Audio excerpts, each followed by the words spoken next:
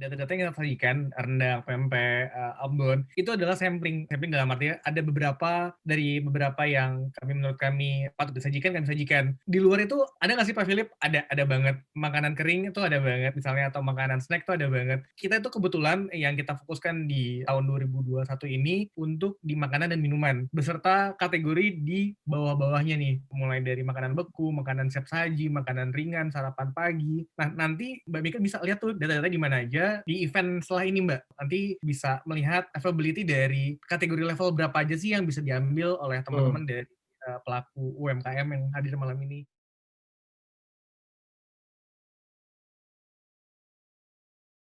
Oke, kalau iklan kita sebenarnya lebih ke benar-benar per produk. Jadi contohnya kayak cakalang suwir pedas itu benar-benar per keywordnya. Cakalang, abis itu nanti ada cakalang suwir, abis itu kita juga kadang-kadang menyelipkan nama kompetitor. Jadi misalnya dia lagi nge-search kan, ini nggak sebut nama lah ya, empal gepuk siapa gitu kan. Nah, abis itu ketika dia udah tahu mau nge-search siapa, tapi ngeliat ada pilihan ini nih, lihat yang review bagus, siapa tahu dia nanti jadi lebih tertarik sama produk kita. Jadi bener-bener kalau ngiklan itu harus per keywordnya tuh kita pikirin, kira-kira orang kalau lagi nyari produk kita itu bakal ngetiknya apa ya, atau ada juga fitur di iklan itu yang negatif keyword. Jadi kayak keyword-keyword apa aja sih yang kita nggak mau, yang nggak mau sampai pas nyari itu ada di kita. Misalnya ada kompetitor yang bener-bener nggak relevan sama kita, bisa kita tulis di situ, itu bisa jadi negatif keyword buat kita. Jadi ketika orang search itu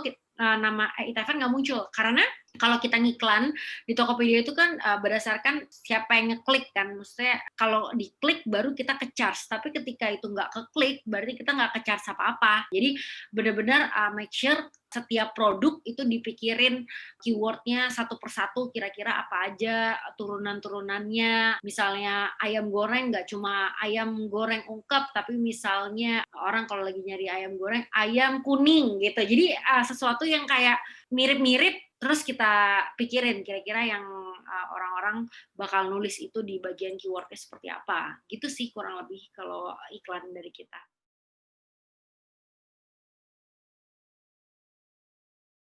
Tiap produk itu kita hitung HPP-nya. Jadi benar-benar dari HPP itu kita turunin, kita sepakat sendiri ya, ini setelah bayar karyawan, kita maksimum spare segini. Jadi kadang-kadang untung sedikit nggak apa-apa, tapi kita udah nge-spare kalau itu benar-benar buat brand awareness. Misalnya kita pernah tuh kayak diskon 40%, 30%, walaupun sebenarnya marginnya tipis banget, tapi ya nggak apa-apa. Yang penting orang-orang tahu sama produknya dan rating dan review kita naik. Kadang-kadang juga kita kayak kasih free sample dan segala macam, semuanya benar-benar kita hitung per produk HPP-nya berapa, kemudian kira-kira buat yang lain-lainnya berapa, plus waste-nya juga dihitung. Kadang-kadang kalau kita bikin produk kan pasti ada waste-nya juga kan. Waste itu biasanya kita hitung plus 10%. Jadi misalnya HPP kita biasanya di 50, ada juga yang 60%, tergantung produknya, ada juga yang 40%.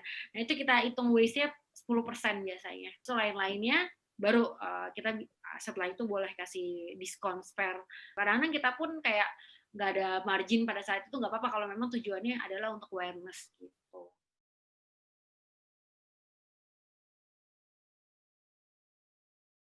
Sebenarnya kalau ngomongin flash sale seberapa efektifnya, itu balik lagi ke tujuannya.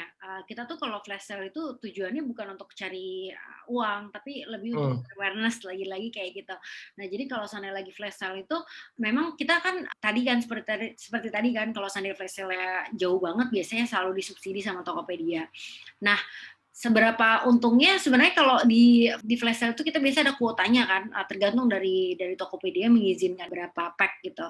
Nah, tapi kalau dibilang efektif untuk penjualan, iya nambah ke sales, tapi nggak nambah net profit. Maksudnya nggak nambah margin keuntungan, tapi ke kita lebih untuk ke investasi yang tadi ya, jangka panjangnya. Karena flash sale itu tujuan kita kan supaya kita customer coba, mungkin yang dia masih consider beli nggak ya, dikasih diskon, akhirnya dia nyoba produk kita. Nah, customer pertama yang mencoba, menurut kita itu yang paling mahal, karena kita mendapatkan satu customer baru kan. Nanti kalau dia udah puas sama produk kita, itu nggak akan sulit untuk membuat dia beli lagi gitu.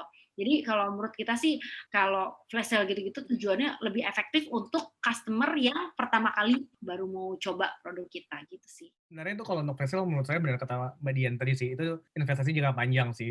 kalau kita mengharapkan dari, keuntungan, saya rasa itu adalah menurut saya, itu adalah cost yang harus kita keluarkan untuk brand awareness sama untuk proyeksi jangka panjang. Misalnya gini, misalnya dalam fase kita menjual 100 quantity ya, dari 100, quantity tersebut yang terjual, kita berharap ada sekitar 20% atau 20 transaksi lagi yang terjadi di kedepannya walaupun kita tidak melakukan flash sale. Jadi ya setuju banget tidak tidak mengambil profit di flash sale, tapi untuk investasi jangka panjang ke depannya. Untuk mencakup sebanyak-banyaknya pembelian dari customer dengan harapan dari sekian persen pembelian tersebut terjadi retention gitu Mas Banu.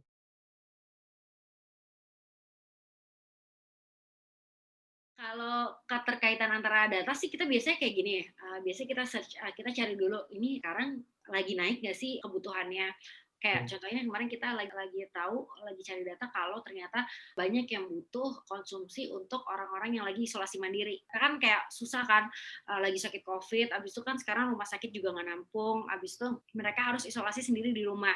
Akhirnya kita, apa, dari problem itu kita luncurin produk cepat pulih, produk-produk yang memang didesain untuk mereka supaya mereka itu cepat pulih dan mereka nggak usah pusing kalau lagi sakit, nggak harus pusing mikir makan apa. Nah, yang kita lakukan itu biasanya apa? Biasanya kita pertama kita cari datanya dulu, apakah benar ini menjadi problem bagi customer atau produk apa sih yang paling dicari. Nah, sekarang kan sudah dapat bocoran banyak nih dari Mas Philip. Mungkin teman-teman bisa duplicate, cari kira-kira inovasi apa yang mau diberikan sama produk yang diluncurkan. Nah, kemudian kita biasanya ada proses yang namanya R&D. Itu bolak-balik gitu sih, karena kita kan dari chef masak, habis itu kita ini kurang ini, kurang ini, kurang ini gitu. Sampai akhirnya dapet itu produk dan kalau bisa produknya yang memang apa beda dengan yang ada di pasaran. Misalnya tadi udah ketemu kalau sambal yang paling laku adalah sambal cumi. Berarti kita akan sulit kalau kita main di situ lagi. Kita harus innovate something yang di luar cumi. Itu harus putar otak lagi sih, kira-kira sambal apa yang selain cumi yang bisa dicari sama customer selain beli dari toko tersebut gitu. Udah sih dari R&D itu biasanya kita testing, nanti kalau seandainya kita lihat biasanya produk kita awalnya biasanya banyak banget, terus kita lihat yang mana penjualannya paling bagus, yang sale-nya paling dikit biasanya kita discontinue gitu biasanya kita. Jadi kita hanya menjual produk-produk yang memang laku-laku aja. Sebenarnya kalau untuk, rentang waktu itu kita tidak bisa menentukan sih, Mas Banu, dalam artian sebulan, 2 bulan, 3 bulan itu bisa jadi sama, bisa jadi enggak. Kalau aku bilang benar kata Mbak Dian bahwasanya R&D itu perlu. Tapi sebelum kita melakukan R&D kita kan juga survei juga nih Mas, yang lagi laku apa. Misal tadi Mbak Dian sebut ada cumi nih gitu kan ya. Pilihannya kan ada 2 nih, pilihannya itu adalah kita melawan dia atau kita membuat produk yang lain yang berbeda. Nah, kalau misalnya kita melawan dia dalam arti melawan dia, apa sih yang keistimewaan kita yang bisa kita kemukakan gitu kan ya. Kalau kita mau compete dengan sambal cumi, keunikan apa, cerita apa di balik itu gitu kan ya. Apakah kita harus mengikuti tren, apakah kita kebalikan dari trennya gitu Mas. Jadi banyak cara sih sebenarnya untuk melakukan penjualan di marketplace ini. Intinya itu adalah gini, kalau saya selalu bilang ke teman-teman kalau mau berjualan di marketplace gitu kan ya, jualan pempek udah banyak, lip jualan rendang udah banyak, lip jualan apapun itu sudah banyak di marketplace. Saya selalu bilang sama mereka tuh gini, sedikit berbeda lebih baik daripada sedikit lebih baik gitu ya. Maksudnya apa? Kalau kita buat pempek, tapi pempek aja gitu kan ya, atau lebih baik atau rasanya lebih enak, itu sama aja kalau menurut saya. Tapi kalau kita buat pempek yang sedikit berbeda, orang akan notice, oh ini kok beda, ini kok lain, ini kok satu hal yang experience-nya berbeda gitu kan ya. Nah, jadi balik lagi saya bilang tadi, survei sebulan 2 bulan belum tentu menentukan juga gitu kan ya. Melawan arah belum juga menentukan, mengikuti arah juga belum menentukan. Jadi balik lagi ke diri kita masing-masing, kita mau melakukan dengan cara seperti apa.